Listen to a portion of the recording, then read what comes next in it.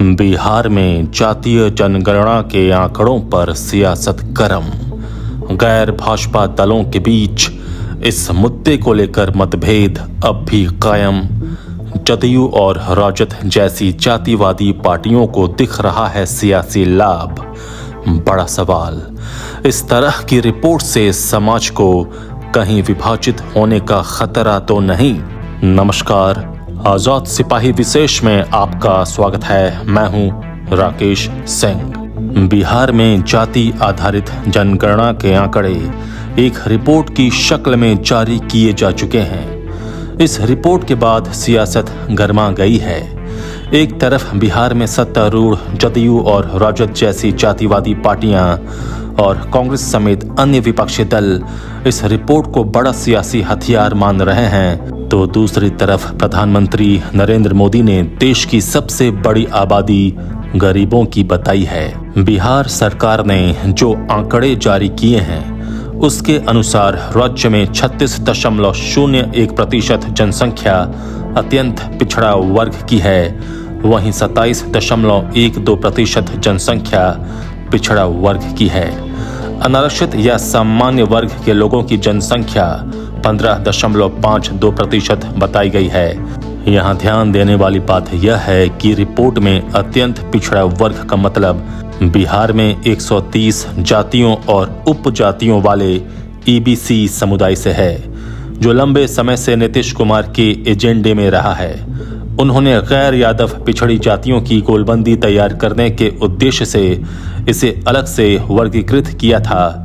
इसमें यादव और कुर्मी जैसी ओबीसी जातियां शामिल नहीं हैं।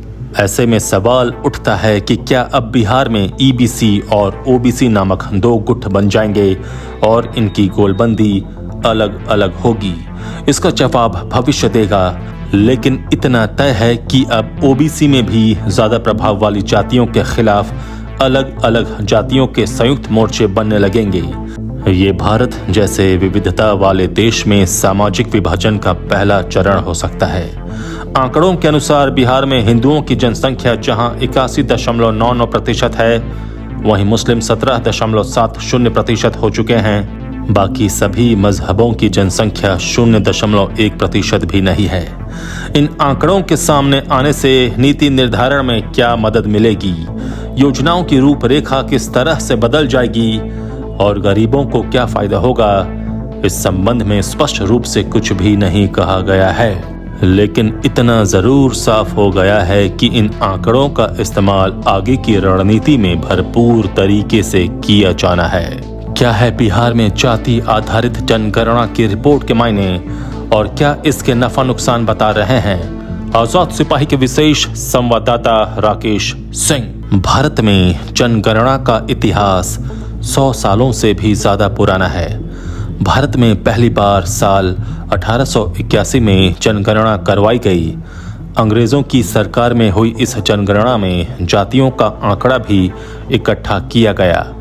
हर 10 साल पर होने वाली जनगणना के जरिए जातिगत आंकड़ों के जारी होने का सिलसिला 1931 तक चलता रहा।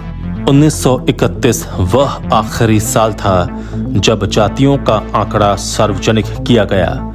इसके बाद से अब तक राष्ट्रीय स्तर पर जातियों की जनसंख्या का कोई भी ठोस आंकड़ा नहीं है। वहीं 1941 में भी जाति के आधार पर जनगणना की गई, मगर अंग्रेजी हुकूमत की तरफ से इसका आंकड़ा लोगों के लिए जारी किया ही नहीं गया।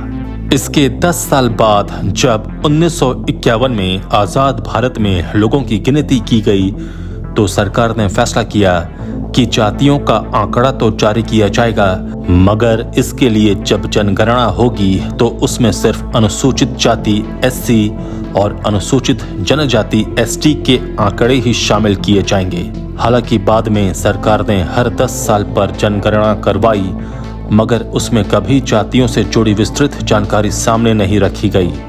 80 के दशक में जातियों पर आधारित कई क्षेत्रीय पार्टियों का उभार हुआ। इन पार्टियों ने सरकारी शिक्षण संस्थानों और नौकरियों में आरक्षण दिए जाने को लेकर अभियान चलाया। इसी दौरान जातियों की संख्या के आधार पर आरक्षण की मांग सबसे पहले यूपी में बसपा नेता काशीराम ने की। भारत सरकार ने साल 1979 में सामाजिक और शैक्षणिक रूप से पिछड़ी जातियों को आरक्षण देने के मसले पर मंडल कमीशन का गठन किया। मंडल कमीशन ने ओबीसी को आरक्षण देने की सिफारिश की।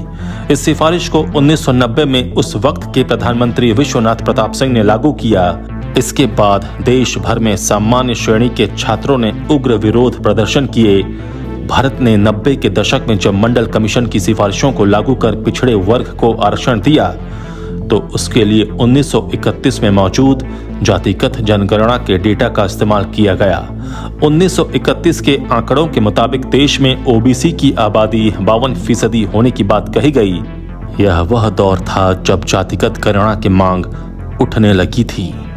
दरअसल यूपीए 2 की सरकार के समय प्रधानमंत्री मनमोहन सिंह की सरकार पर जातिगत जनगणना कराने का दबाव बनाया गया। साल 2010 में लालू प्रसाद यादव और मुलायम सिंह यादव जैसे ओबीसी नेताओं ने सरकार पर दबाव बनाया कि उसे जातियों की जनगणना करवानी चाहिए। पिछड़े समुदाय से आने वाले कांग्रेसी नेताओं ने भी यही बात दोहराई।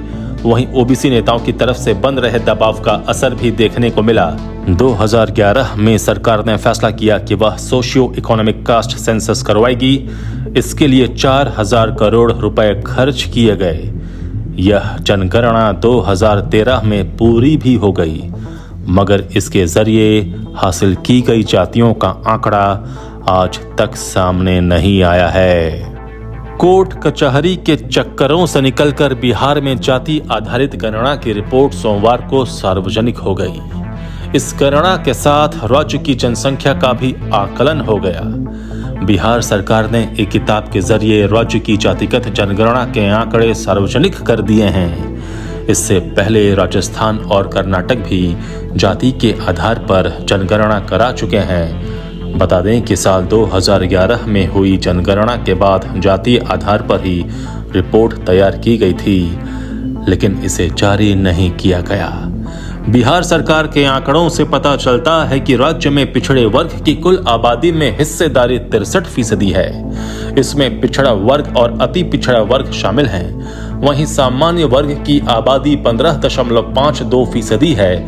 बता दें कि बिहार की कुल आबादी 13.07 करोड़ से ज्यादा है।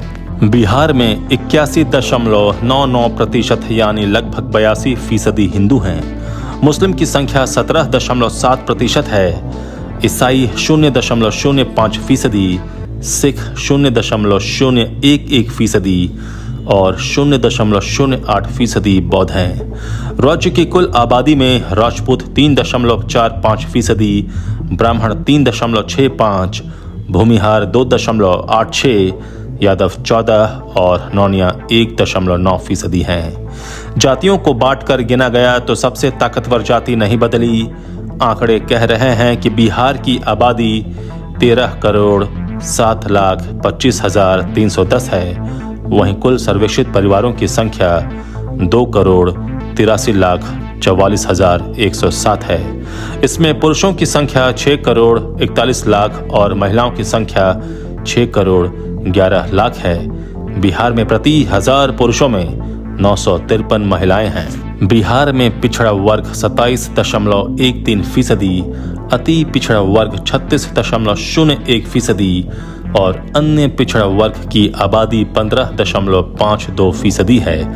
इसके अलावा राज्य में कुर्मी आबादी 2.87%, कुशवाहा 4.27%, धानुक 2.13%, भूमिहार 2.89%, सुनार 0.68%, कुम्हार 1.04%, मुसहर 3.08%, बढ़ई 1.45%, कायस्थ 0.60% और नाई 1.59% हैं। वहीं ट्रांसजेंडर की संख्या 825 है। बिहार में ज्यादातर राजनीतिक दल जातीय जनगणना की लंबे समय से मांग कर रहे थे। उनका कहना था कि जातीय जनगणना होने से राज्य में रहने वाले दलित और पिछड़ा वर्ग के लोगों की सही संख्या पता चल जाएगी। इससे उन्हें आगे बढ़ाने के लिए विशेष योजनाएं बनाने में आसानी होगी। अगर सही जातीय जनसंख्या का पता होगा तो राज्य में उनके मुताबिक प्रभावी योजनाएं बनाई जाएंगी। बिहार विधानसभा में 18 फरवरी 2019 और विधान परिषद में 27 फरवरी 2020 को जातीय जनगणना कराने का जोड़ा प्रस्ताव पेश किया गया।